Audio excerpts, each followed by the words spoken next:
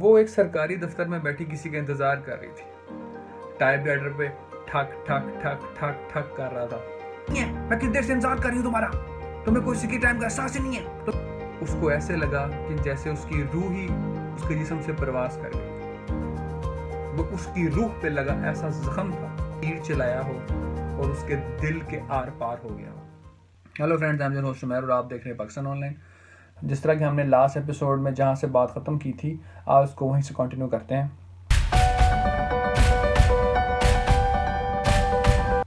آشا نے مزید کہا یمنا کو, ہمارا غصہ جو ہے یہ کتنا شدید ہوتا ہے اور تمہیں احساس ہی نہیں ہوتا کہ تم اس میں کیا بولنا چاہیے تمہیں اور تمہیں کیا نہیں بولنا چاہیے. کسی نے ٹھیک ہی کہا کہ غصہ انسان اس غصے کی حالت میں اپنے ہوش میں نہیں رہتا.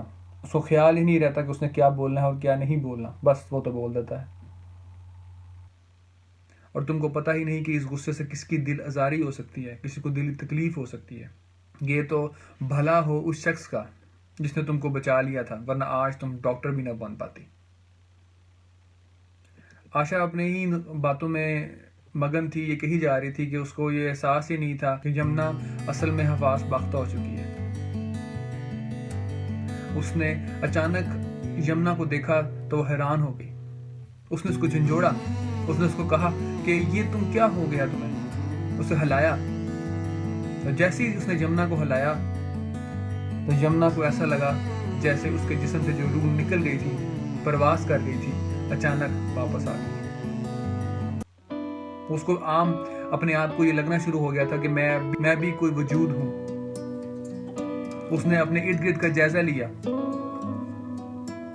اور بڑے کرب سے یہ کہا, اور کہتے ہوئے اس کی آنکھوں میں آنسو تھے. اس کے چہرے پہ افسوس تھا. اس کی آنکھ سے ٹپ ٹپ اور بے سختہ آنسو بہہ رہے تھے. اس نے کہا, آشا تم نے میرے ساتھ ٹھیک نہیں کیا, تم نے میرے زخم کو کریدا ہے. وہ زخم جو میری روح پہ لگے ہوئے ہیں تم نے ان کو کریدا ہے.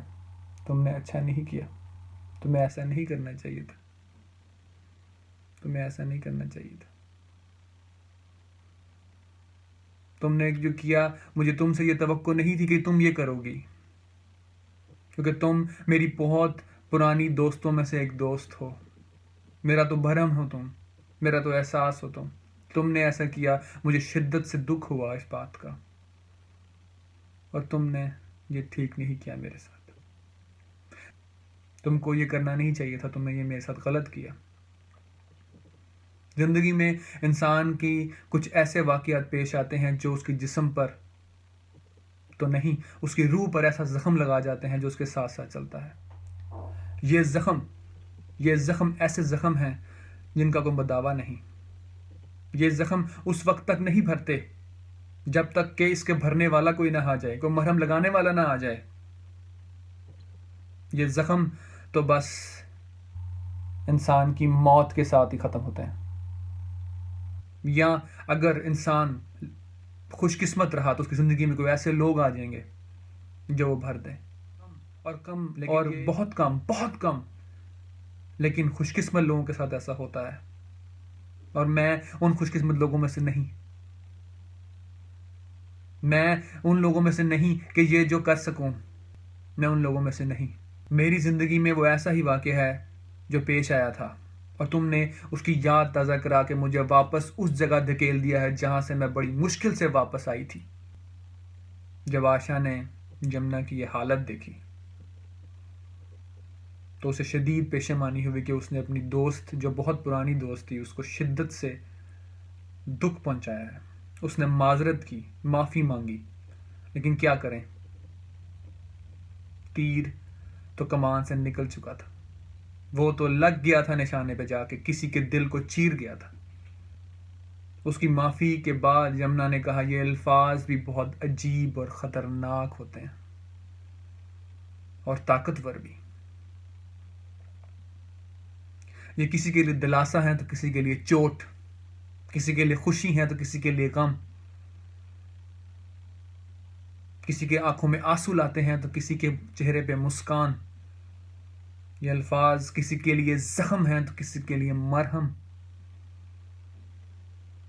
یہ الفاظ بھی بہت عجیب اور خطرناک ہوتے ہیں، لیکن انسان ان چیزوں سے قاصر ہے، اس کو یہ چیزیں سمجھ نہیں آتی، وہ تو جو بولنا چاہتا ہے بول دیتا ہے، اس کو تو احساس ہی نہیں ہوتا کہ اس نے کیا بولنا ہے اور کیا نہیں بولنا، لیکن وہ تو بس بول دیتا ہے۔ وہ مزید کہنے لگی، میں جتنا اس کی یادوں سے دور بھاگنا چاہتی ہوں، دل کرتا ہے میں سب کچھ چھوڑ چھاڑ کر چلی جاؤں۔ میں جتنا اس کی یادوں سے دور بھاگنا چاہتی ہوں کسی دنیا کے ایسے کونے میں چلی جاؤں جس کونے میں مجھے اس کی یاد نہ ستا سکے، میں کچھ گھڑی سکون کے گزار سکوں۔ لیکن جتنا میں اس سے دور بھاگنے کی کوشش کرتی ہوں، وہ اتنا ہی میری زندگی میں شامل ہوتا ہے، شروع ہو جاتا ہے، اتنا ہی میں اس کے ساتھ جڑتی جاتی ہوں۔ پتہ نہیں یہ اس میں خدا کی مصلحت ہے یا کیا۔ میری روح رہتی تو میرے اندر ہے، لیکن ہے اس کے پاس، اور جب چاہتا ہے میری روح کو اپنے مقصد کے لیے استعمال کر لیتا ہے اور مجھے کرب اور تکلیف میں مبتلا کر دیتا ہے۔ مجھے جب بھی اس کا خیال آتا ہے میں عجیب اور گہری سوچ میں ڈوب جاتی ہوں، اور مجھے یہ خیال آتا ہے کاش میں ایسا نہ کرتی، کاش میں ویسا نہ کرتی، کاش میں یہ نہ کرتی، کاش میں وہ نہ کرتی، کاش میں بہتری کر لیتی، کاش میں اس کو بہتر انداز میں چیزوں کو دیکھ لیتی۔ کہ کاش بھی بہت عجیب چیز ہے، بہت عجیب چیز ہے۔ کہ کاش کہنے کو تو یہ 3 لفظوں کا مجموعہ ہے، لیکن اپنے اندر سمندر سموئے ہوئے ہے، کیونکہ کاش ایسا تکلیف دہ لفظ ہے کہ انسان کو اس کی محرومی اور ناکامیوں کا احساس دلاتا ہے، جو چیزیں اس کاش لفظ کے ساتھ منسوب ہو گئی ہوں۔ یہ کاش بھی 2 طرح کا ہے، ایک مثبت اور ایک منفی۔ مثبت تو یہ کہ انسان کاش کا لفظ سوچ کے کوئی تدبیر کرے اور وہ چیز حاصل کر لے، اور منفی کاش وہ کاش ہے جس کا کوئی حل نہیں، جس کا کوئی مداوع نہیں۔ یہ کاش انسان کی زندگی کے ساتھ ساتھ چلتا ہے اور قبر کی مٹی کے ساتھ ہی ختم ہوتا ہے۔ جب لوگ اس کا آخری دیدار کرتے ہوئے قبر میں اتارتے ہیں اور اس پہ سلیب رکھتے ہیں اور اس کے اوپر مٹی ڈالتے ہیں تو یہ کاش اس وقت ختم ہوتا ہے۔ اس سے پہلے اس کاش کا وجود ہمیشہ انسان کے ساتھ رہے گا اور رہتا ہے، اور میرے ساتھ بھی ایسا ہی ہوا کہ یہ کاش میرے ساتھ بھی چلا، اور میرے ساتھ یہ کاش میری مٹی جب لوگ مجھ پہ آخری ڈالیں گے اس وقت ہی ختم ہوگا۔ یہ کاش۔ آشا نے جب یمنا کی یہ حالت دیکھی کہ وہ تو ایک شدید کرب میں مبتلا ہو گئی ہے، پتہ نہیں اس کی روح پہ ایسا کیا زخم ہے جو شدید لگا ہے اس کو،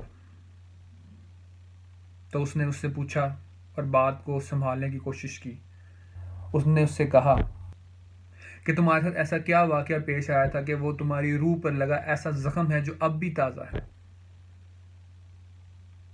تم اس کو بتاتی کیوں نہیں؟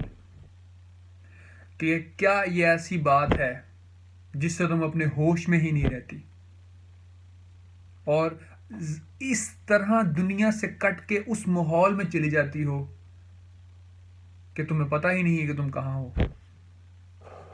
تمہیں تو پتہ ہے کہ میں تمہاری طرح اتنی ذہین نہیں، اور انٹرمیڈیٹ میں کم نمبر آنے کی وجہ سے میں میڈیکل کالج میں داخلہ نہیں لے سکی تھی، لیکن اس سے پہلے تو حشاش بشاش زندگی سے زندگی کو بھرپور طریقے سے جینے والی لڑکی تھی۔ اب تمہیں کیا ہوا ہے؟ ایسا کیا ہوا اس میڈیکل کالج میں تمہارے ساتھ کہ تم ایسی تبدیل ہو گئی ہو؟ تم وہ یمنا ہی نہیں جو یمنا کو میں نے میڈیکل کالج سے پہلے اپنا دوست پایا تھا۔ کون ہو تم؟ مجھے تم بتاؤ کون ہو؟ تم یہ بتلاؤ مجھے، تم یہ احساس دلواؤ مجھے، تم کون ہو؟ جب اس نے یہ کہا تو یمنا نے آشا کی طرف دیکھا اور کہا، ہاں میں وہ نہیں جس کو تم نے چھوڑا تھا۔ اور واقعی میڈیکل کالج نے میری زندگی کو بدل دیا. میری زندگی وہ زندگی نہیں جو اس سے پہلے تھی. اب وہ میڈیکل کالج میں ایسا کیا واقعہ پیش آیا اس کے ساتھ جس سے یمنا آج بھی بڑی شدت سے محسوس کرتی ہے. میڈیکل کالج سے فارغ التحصیل ہونے کے کئی عرصے کے باوجود، ڈاکٹر بن جانے کے کئی عرصے بعد بھی وہ آج بھی واقعہ اس کے ساتھ تازہ ہے. یہ ہم آپ کو بتائیں گے اگلے ایپیسوڈ میں. اپنا اور اپنے دوستوں کا خیال رکھیے گا اور میرے چینل کا بھی پلیز خیال رکھیے گا. اس کو لائک، شیئر اور سبسکرائب کیجیے گا. لوگوں کے ساتھ میری ایپیسوڈ شیئر کیجیے گا. نوٹیفیکیشن کے بٹن کو بھی کانڈی دبا دیجیے گا. ملتے ہیں اگلے ایپیسوڈ میں. اپنا خیال رکھیں. اپنے عزیزوں، رشتہ داروں کا، اپنے محلے داروں کا، سب کا خیال رکھیے گا. Bye bye.